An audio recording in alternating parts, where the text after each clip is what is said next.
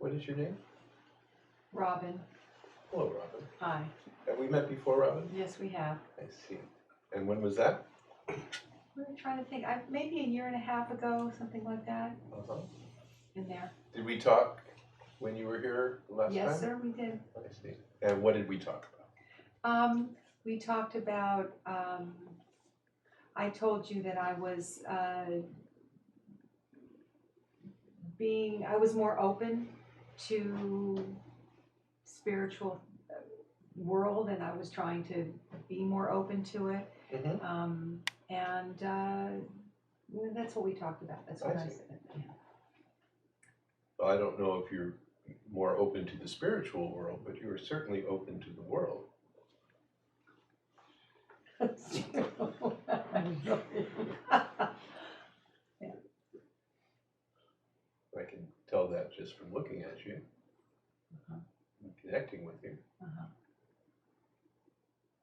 So, as far as I'm concerned, if you are open to the world, and the world is all spiritual, then... Got it.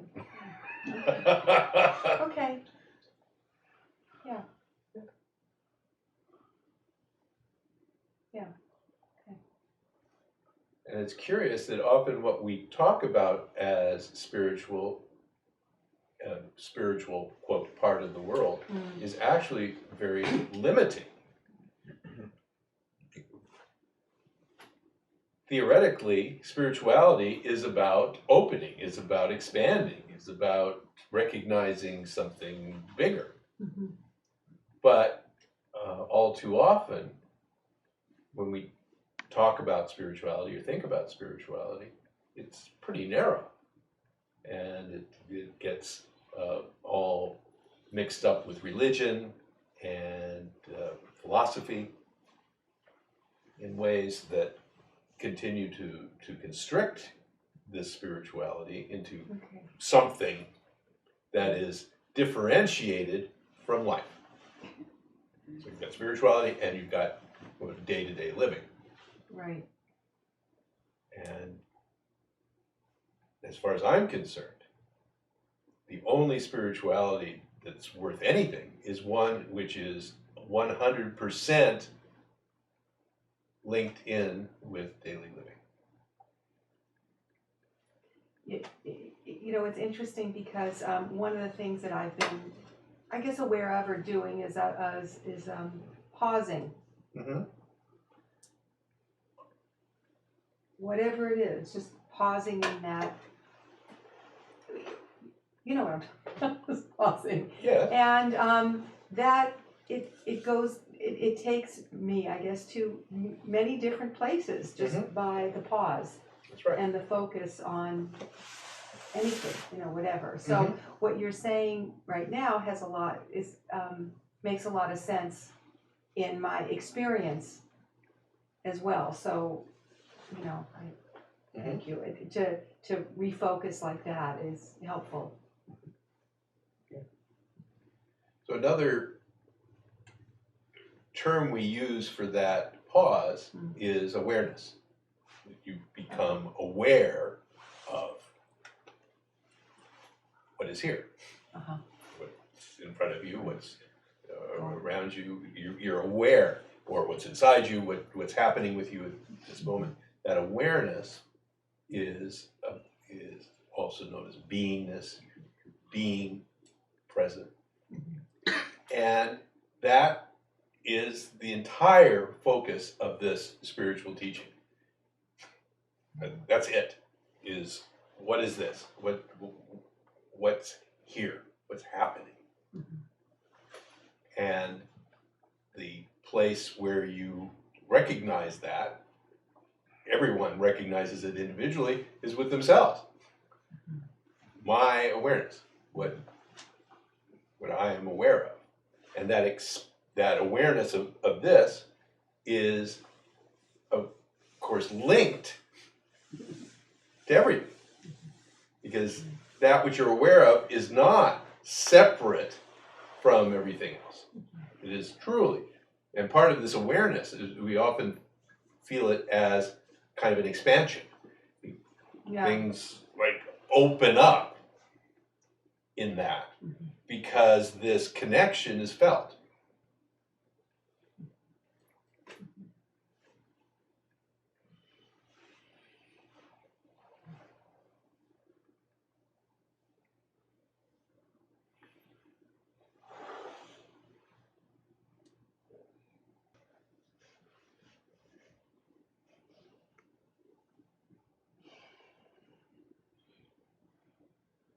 Don't you read the spiritual books? I don't know. Nope.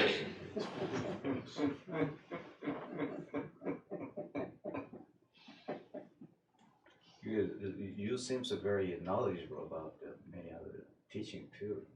Sometimes. I mean, I've been around it 30 years, and so stuff is seeped in over that time. But I have no. Interestingly,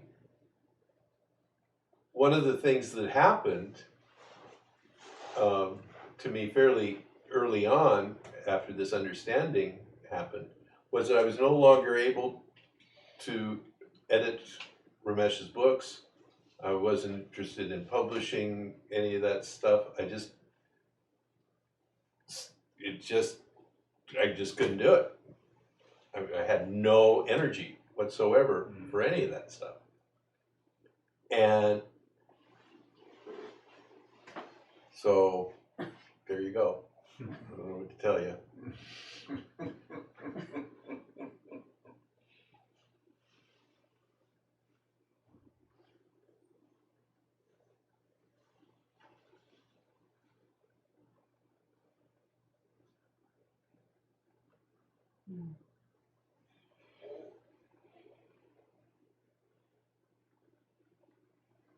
But I am interested in this.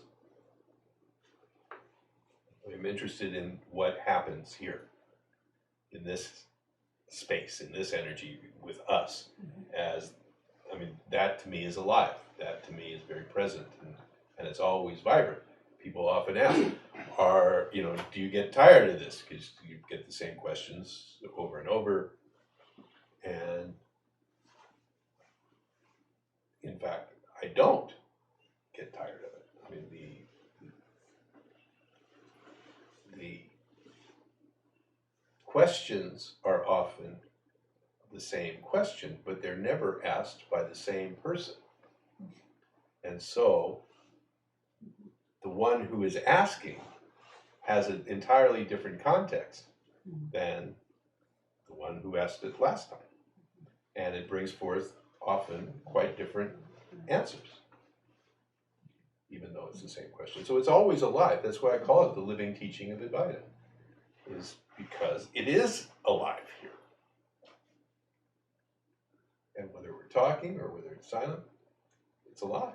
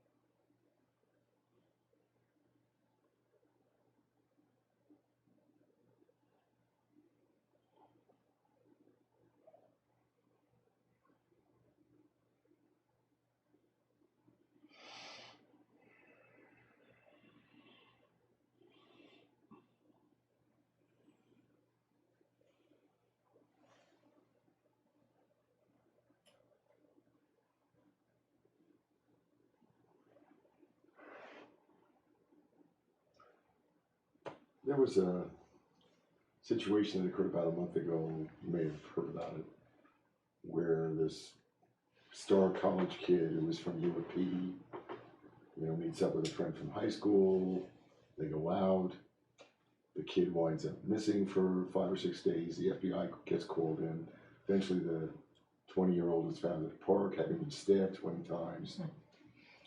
and this guy was arrested, maybe a neo-Nazi, horrific thing. And I've said it with you a long time, and I understand.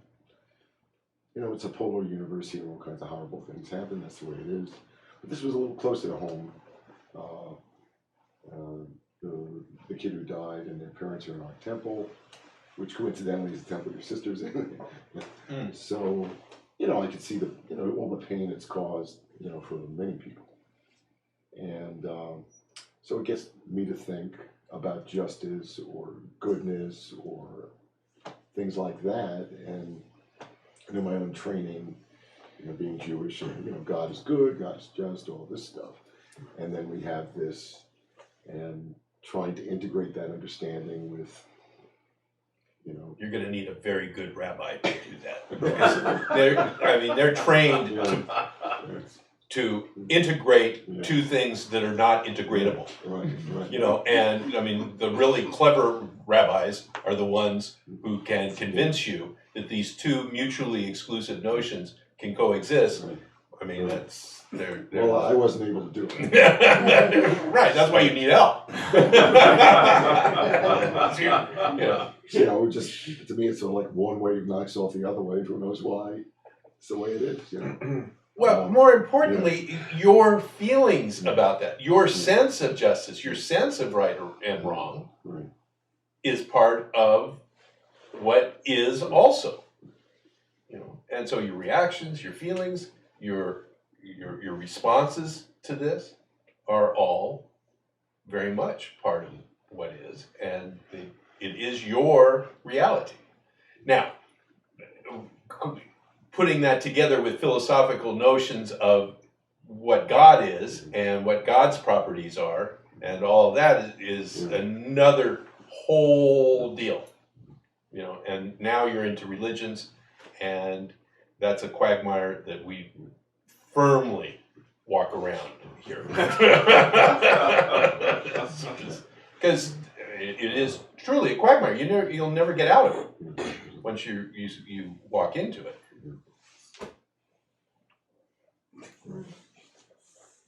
Well, I had my toe in it. It wasn't swimming. Yeah, well, yeah, no, I could see it's like, well, this doesn't fit. It just doesn't coincide at all with the understanding as I have it of himself. Mm-hmm.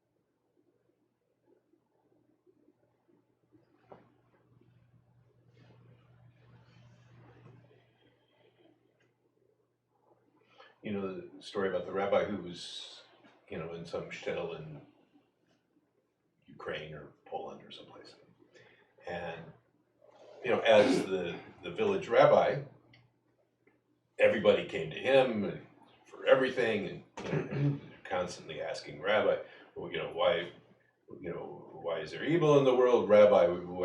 Why is my baby sick when I've taken such good care? What, you know, why did my wife run away with this other man? But Rabbi, what, you know, question after question. Pain and stuff. And finally, he got fed up. And he just basically had a kind of a nervous breakdown. And he put up a sign. He said, "Okay, 2 questions, the equivalent of $100." And people came and saw the sign and pretty much left him alone. Finally, one of the wealthier men in the village dug deep and pulled out the money and went to the rabbi. He was really nervous and gave him the money. He said, "Rabbi," he said, "Rabbi, isn't $100 kind of a lot of money for 2 questions?" The rabbi says, "Yes. What is your second question?"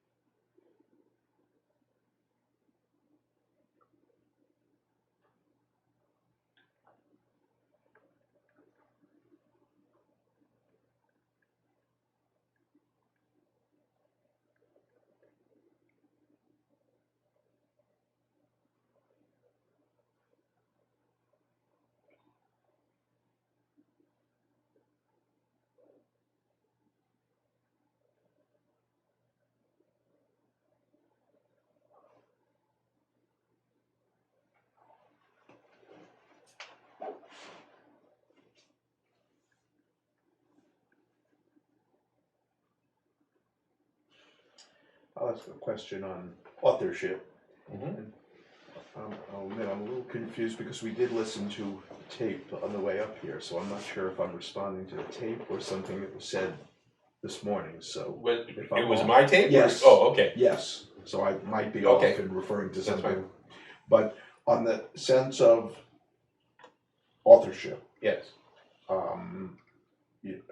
one of the things I think about is I understand limitations in authorship, I understand temporariness of authorship, partial authorship, but I continue to feel that there is partial authorship for myself and also for others, and that continues to be feel to me like a very useful concept.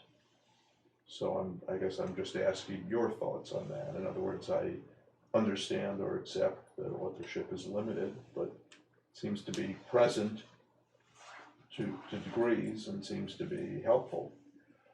So, to answer your question, we really need to go into this notion of partial authorship, which would suggest what makes it partial. That's the first question.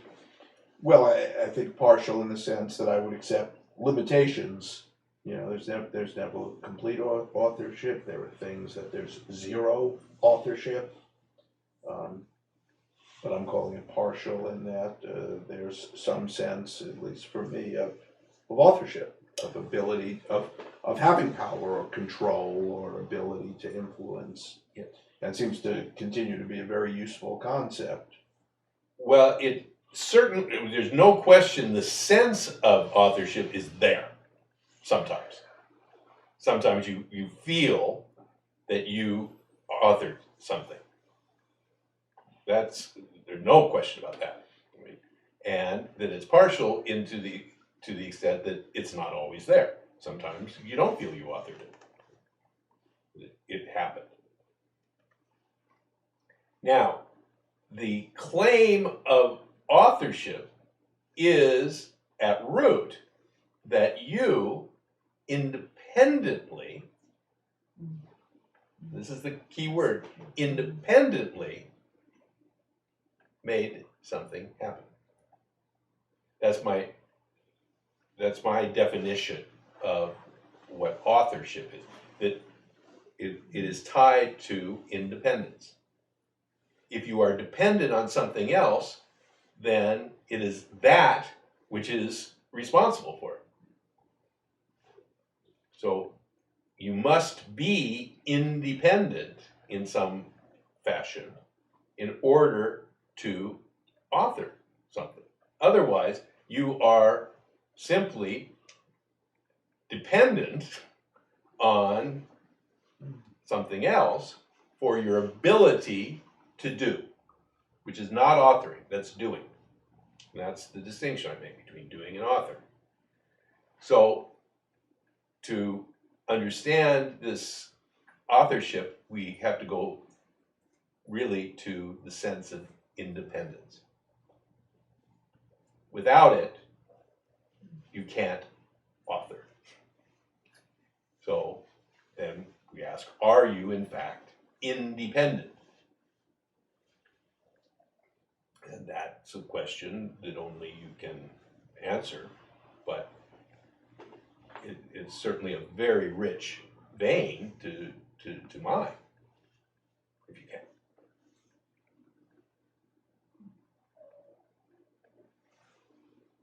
But if you accept there's ultimately no independence, Yes. but there certainly feels to be independence moment to moment. Yes. So the fact that you feel that is not in question. Yes, you feel it, but you feel all kinds of things that other people don't feel, and that are, and they are your reality, certainly. But what we're looking at is that in fact, quote, true? Is that how the universe works? That you have this independent power to make things happen. The feeling is there, but the question is that feeling an accurate representation of what's happening? And the only reason that we're concerned with this at all is because the observation has been made that it is this sense of independent authorship that is at the root of human suffering. And so when you get it down into it, that you may in fact come to recognize what it is that makes you suffer. Not philosophically, but in actual fact, in your own seeing, your own recognition or awareness.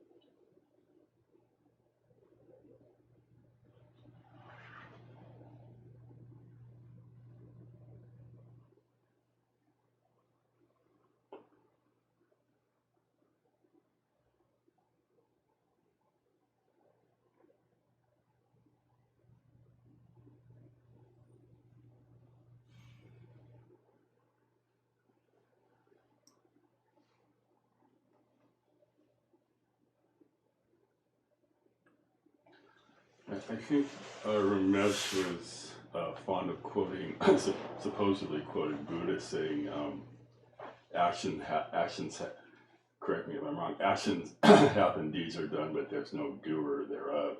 I think that would... Individual doer thereof. Oh, individual doer thereof. And maybe, well, also that there is this you, or he said, there's the subject, and then there are objects like the floor here, and then there are objects that have a sense of sentience or sense of authorship, that, the human beings are also objects of the one subject, but they think of themselves as a subject, but that is a false idea. And what I'm exposed to in some of the things I'm looking at lately is the idea of on the one hand, there's a maybe false sense of authorship or ego identification in doing things, and then there's a possibility to align with the subject, or words like Holy Spirit, Christ, and that if one's actions were in line with that, they wouldn't cause suffering. They would be beneficial to the whole, as opposed to, I'm going to get what I want, or some, more ego-oriented. And so there could be, accepting that or experimenting with that, one might find, I don't know, spiritual progress or an alleviation of suffering, or all that stuff. Yeah.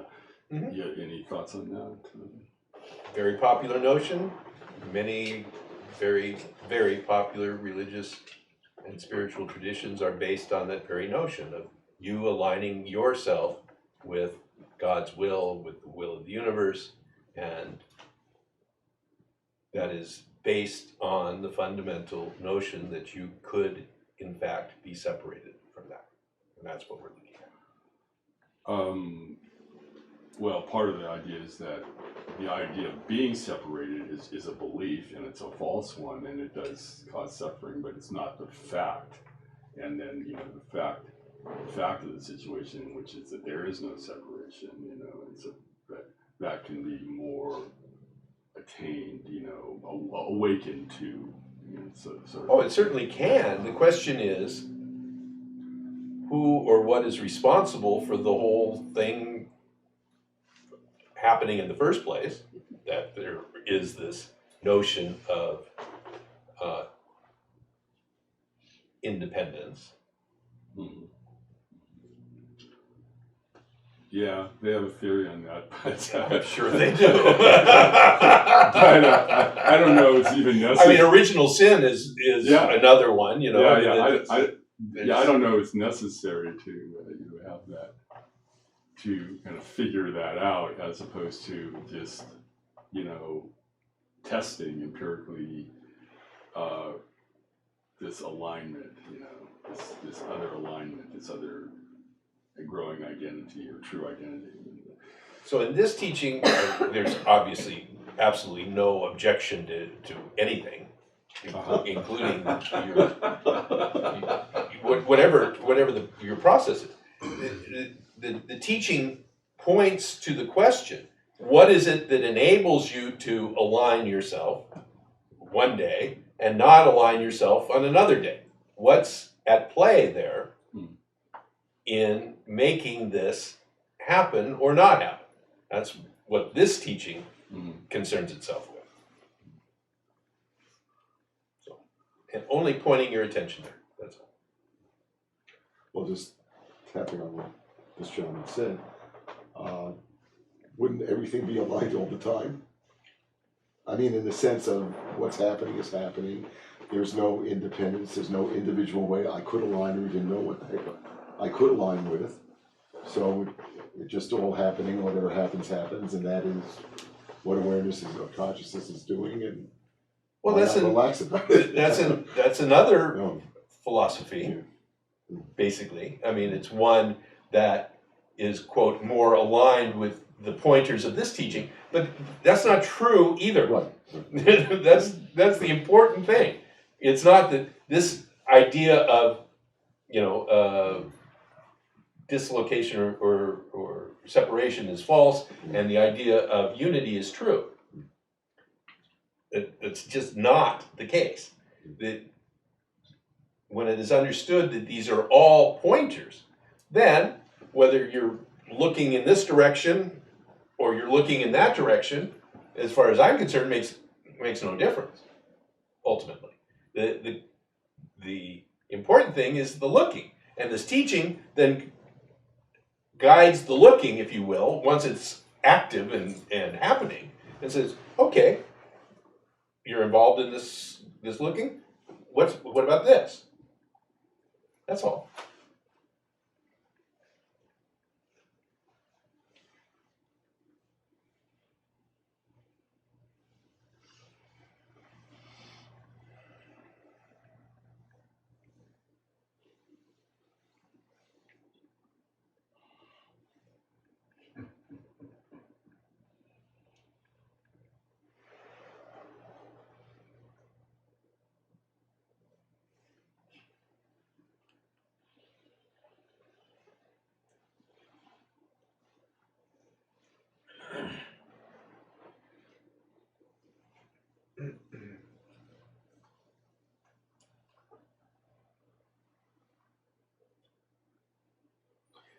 You know, I think I had either some confusion or question about what you last said, because there's this concept of a false sense of ownership, and that does seem to differentiate a perception that's more accurate than another.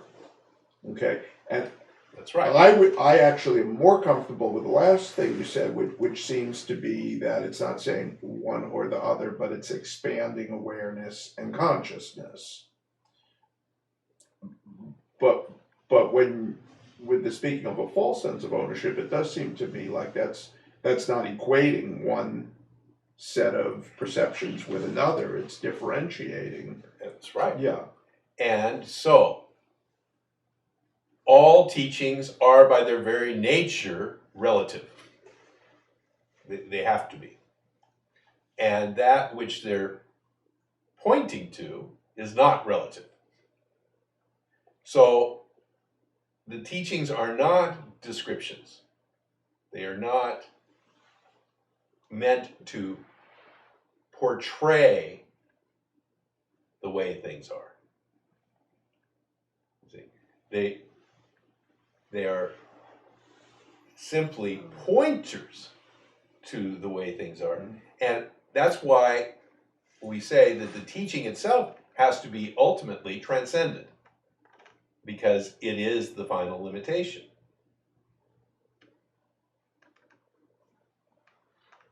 But along the way, these various teachings can be of, quote, benefit. I mean, they can also screw you up royally. I mean, it's not just, they're not all beneficial, that's for sure. But whether you get one that screws you up royally, or, you know, it ushers you immediately into enlightenment, is obviously not in your hands. Part of the universal crapshoot, as it were.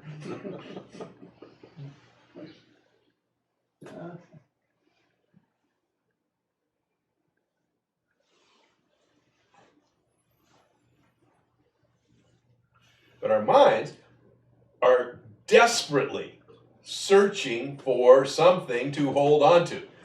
This is true. This is more true than that. Even if it's not absolutely true, it's more true. You know, and then you've got scales. Now you've got higher levels of consciousness, more true. You know, this has got an 8.5 rating. This has got 3 stars. This has got, you know, 1 with a bullet, and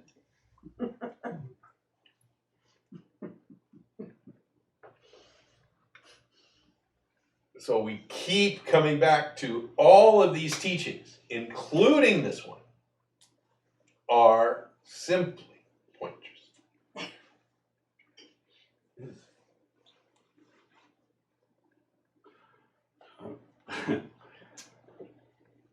One of the ideas is that everything, absolutely everything, is a projection of mind. Yes. And it seems to me I can change my mind, and one of the scriptural sayings is, when a thing can no longer, another system, you know. But what enables you to change your mind? Well, if it was you just change your mind to everything is sweetness and light, and you're great. I'm trying to. I'm working. But what's enabling you to? I don't care what's enabling me to. It seems I can do it, and I'm trying to do it, and it seems to be working. But when a thing can no longer offend, it ceases to exist in the old way. That's, you know, in one of the Gitas. When a thing can no longer offend, it ceases to exist in the old way. That seems to me to be true. I seem to be able to prove that, you know, in my life, in the changing of my mind and so forth. And so I guess my question to you might be that, okay, so there's the subject, and then there's yourself as a sentient object. I mean, if you don't have any more, or you're somehow relieved from the false sense of authorship, is the doing that happens like through you, is that's the the subject doing that. It's not any sense of, you know, I'm doing this, I'm making this happen, and then there's no suffering involved in that. I mean, I guess. Yeah. Yes.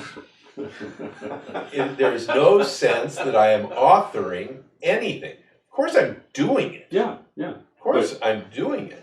But you are not, but you see that you are not the Wayne, the body, you know, is not the mind, you know, whatever, the functioning ego, whatever, that it's not doing it.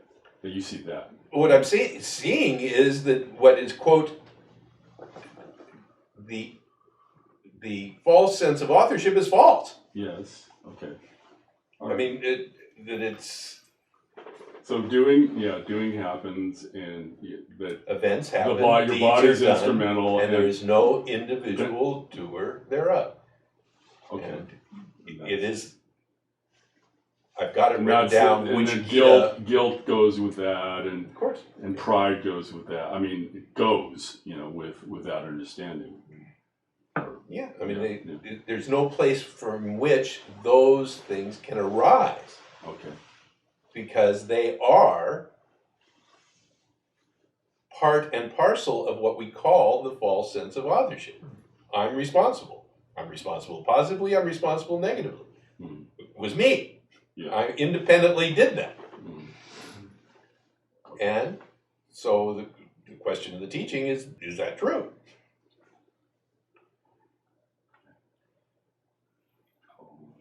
Sit with that. Thank you.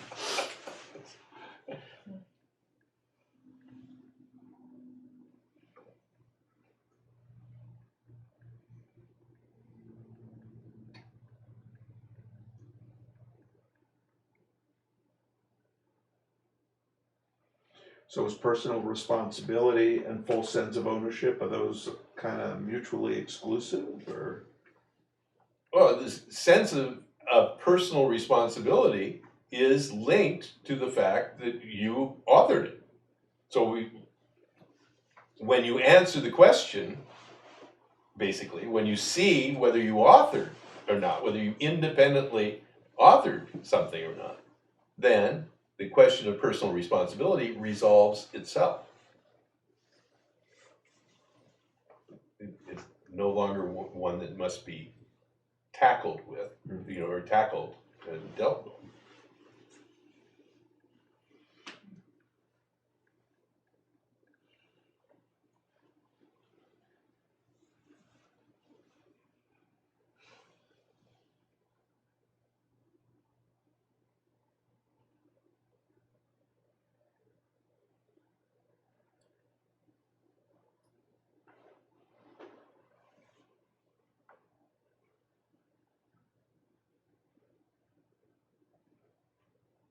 And in this teaching, one of the initial reaction that is almost universal from people hearing it is, what about personal responsibility?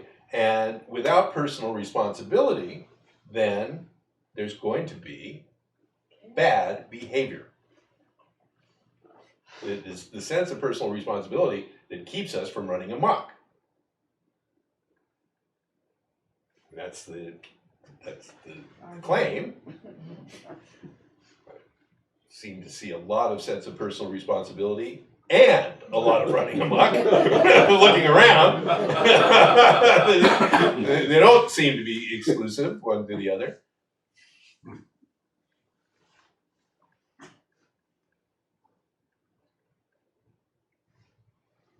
So I'm responsible, I run amok, and I'm guilty.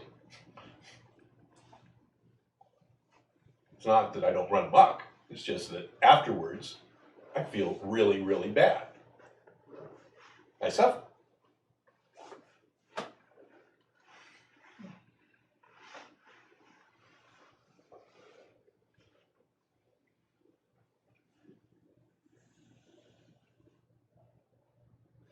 And the story on the other side is unprovable, which is that, you see, I didn't do something bad and I had the sense of responsibility. Therefore, it is the sense of responsibility which is responsible for me not doing the bad thing.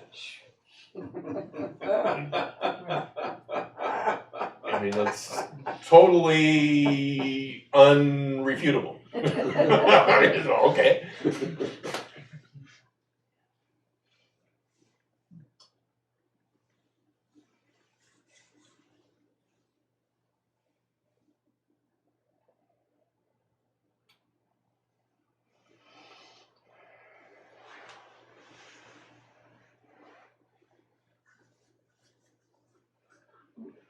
You would say, I'm starting to read the Powerlessness book, and so grace, you would say perhaps grace struck you clean and sober when it certainly wasn't any of your doing. In fact, you resisted it.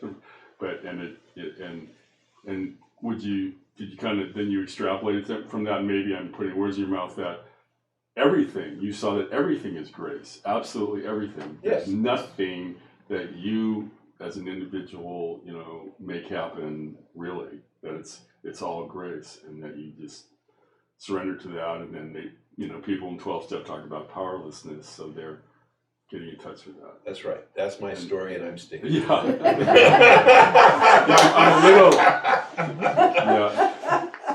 I'm a little curious how the like working the steps. How did that connect with your Advaita awarenesses and so forth?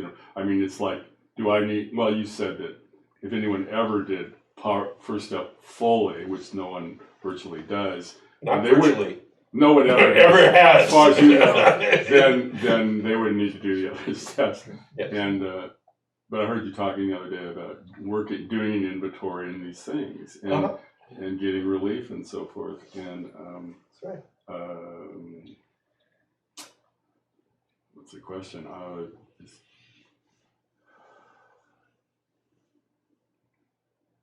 It's like saying, I mean, Advaita is not in any way disconnected from doing.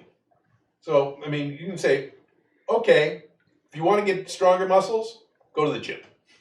Go and work out, do this, do this so many times and with this machine and every day, and you'll get stronger muscles.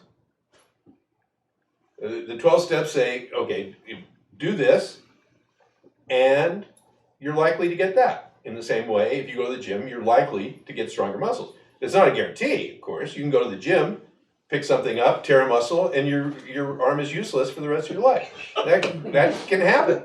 The steps cannot work. I mean, there's no guarantees to anything. But what the 12 steps are is the accumulated experience of, 50 guys, basically. And they say, these are the steps we took, which was our program of recovery, and this is the results we got. And we're pretty confident that it's like a good one. It seems to work for most people.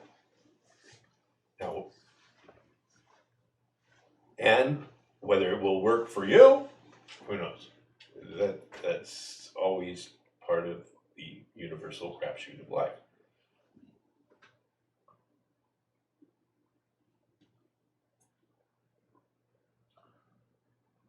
But the introduction to that is so amazing, this first step, which is this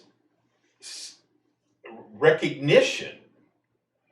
I am powerless over something.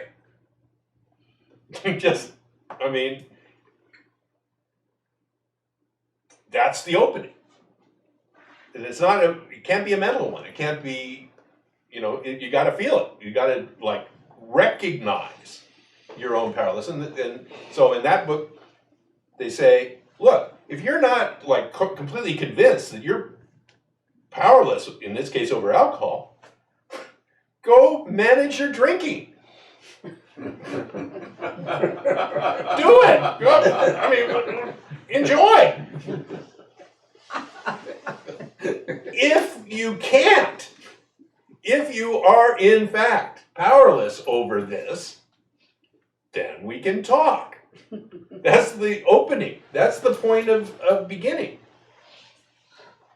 And that same recognition is very much part of, quote, this Advaita.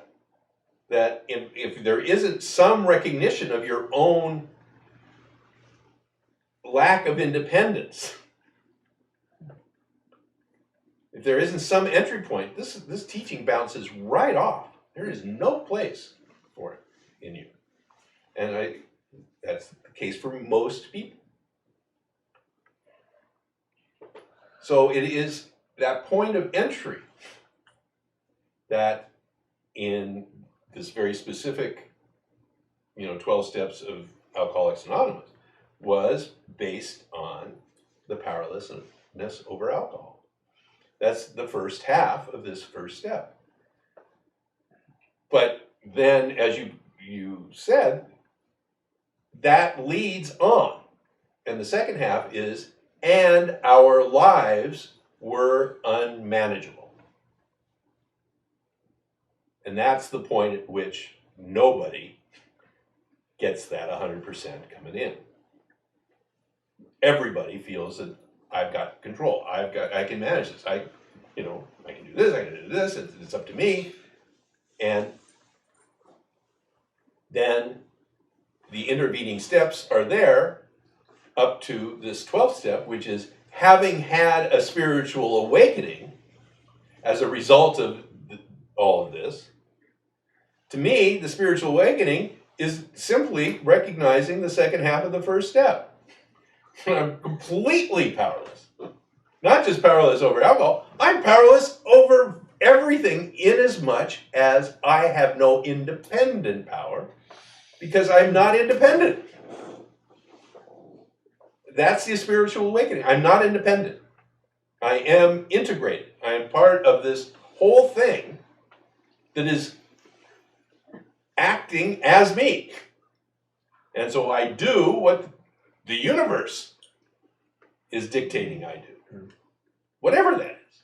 Good or bad, mass murder, killing somebody, or saving, 1,000 lives. I don't know. The ultimate understanding is that it is all part of this vast functioning. We're not managing it. And in that recognition, this spiritual awakening, the suffering ends.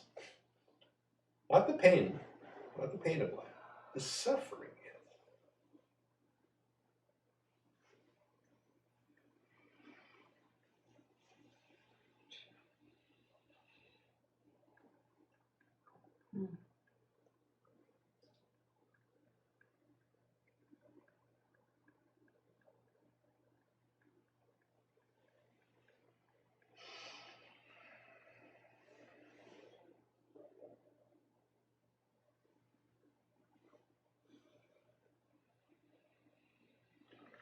Is it fair to ask how you were differentiating the pain and the suffering? Yes. Pain is in the moment. Physical, emotional, mental pain is in the moment. The suffering is when the pain of the moment is projected into the past and the future as it relates to me. Me as the one responsible for this pain. So the pain of the moment exists. Then we can say the story of the pain as it relates to me and my independent power is where the pain of the moment is converted into suffering. So then you have the guilt over what, and sense of responsibility that I brought this pain on myself, I shouldn't have done this, I couldn't have done that, and then the fear of how am I going to manage it, how is this going to play out, am I going to be able to put up with it, manage it, deal with it, whatever. That is the suffering. That's how I differentiate.